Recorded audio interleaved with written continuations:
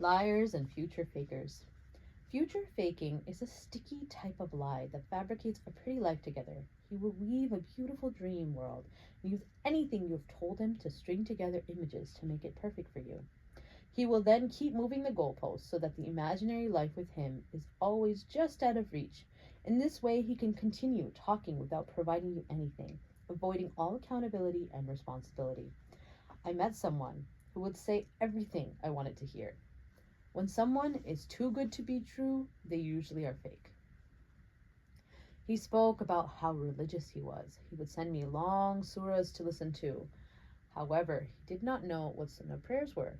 He did not know what qurbani was. I started to notice these inconsistencies often. Then he promised to marry me in a few weeks and had me buy a dress. When I asked for payment, he would say, soon. When I asked when I would meet his parents, he delayed it for 2 months. At that point, my father invited them for dinner. So then he had to bring them. My father's broke with the brother. He realized the business the brother had started did not keep him busy or make much money. My father told me not to talk to him for too long on the phone. It seems like he was too free and idle. My father was right. The brother would call me nonstop. See how important a wali is, meaning male guardian? When I excused myself that I was busy, he would begin getting frustrated and embarrassed. Later, he would concoct a plan. He would say that he was planning to marry me soon and I was delaying it by causing fights. So naturally, I asked, when are we getting married? He would say, after Ramadan. Then Eid would pass and I would ask again. Then he would say, he spoke to his parents and he would marry me after the next Eid. This is called moving the goalposts. The brother had decided these goals himself and moved them himself as a way to manipulate me for not complying, because I would not stay on the phone nonstop. This type of punishment is common for narcissists, a type of personality that uses your good or bad attention to supply their ego with energy. Not that I'm diagnosing him, but it's definitely a thing that they do. It is a way to play with your hopes and keep you hooked. It also keeps you completely mentally engaged. He also liked to cherry pick Islam so that the rules applied to me and not to him.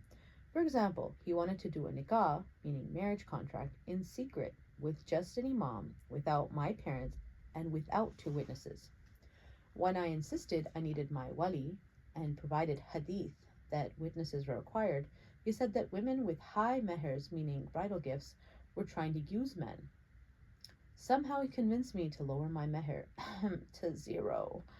So then the brother said he would get married right away and he was speaking to his mom about having our families together. Suddenly he had an issue with the imam and had to move the date again. Then he insisted he had to give me a meher and he would give it to me in front of our fathers.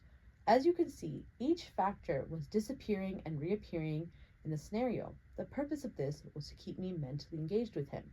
Meanwhile, he did not actually provide me any promise, ring, or direct proposal. This future faking allowed the brother to have my full attention while he was not accountable to anything. There was a few months of this back and forth and disrespect.